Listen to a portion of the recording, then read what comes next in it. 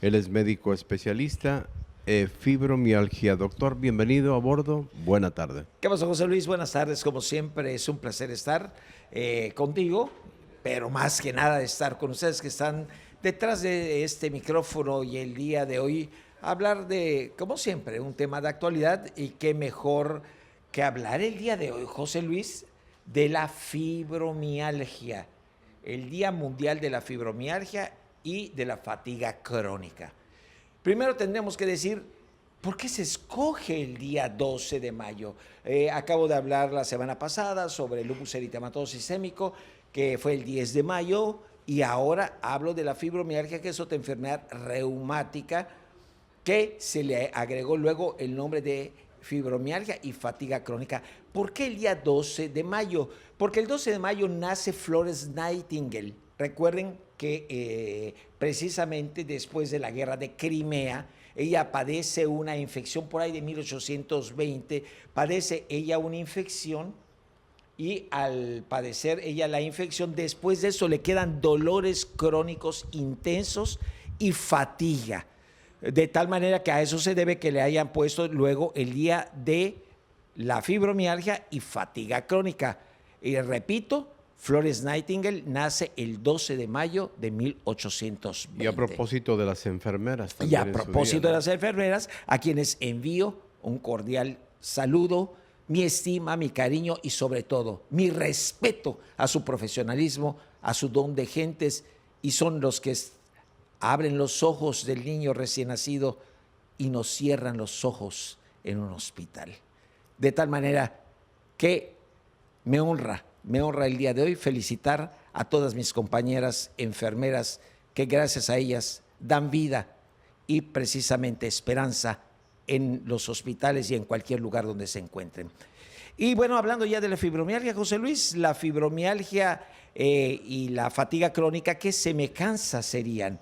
En la fibromialgia vamos a encontrar trastornos generalmente del sueño, vamos a tener un sueño poco reparador, nos vamos a levantar cansados, también vamos a tener dolores generalizados o, en su caso, fatiga. Ahorita voy a hablar de las diferencias. También vamos a tener, pues, que cualquier cambio de clima, el cambio de clima, ya sea también la fatiga, el exceso de actividades, van a incrementar las molestias de esta enfermedad.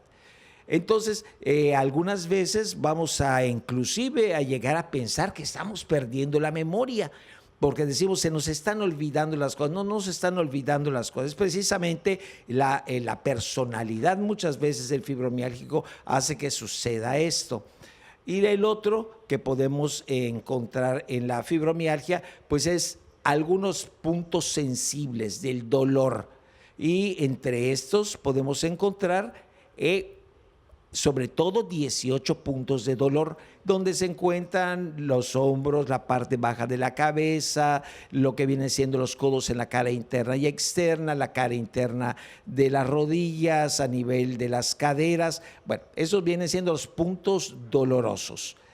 La fibromialgia ha atravesado durante mucho tiempo con esas características generales entre la fatiga, el dolor, los desencadenantes, a trastornos de memoria. Ha atravesado durante los años y se le ha dado diferentes nombres y precisamente por dolor le han llamado inclusive fibrositis o el dolor crónico, etcétera. Hasta que en el año 1992 se decide acuñarlo como fibromialgia, y esto por la Organización Mundial de la Salud, y aparece precisamente en el CIE 10 y en el CIE 11 aparece ya esta enfermedad.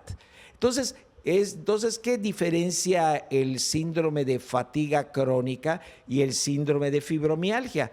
En que en una predomina el dolor. Vamos a tener dolor generalizado, molestias y vamos a tener puntos que ya les mencioné.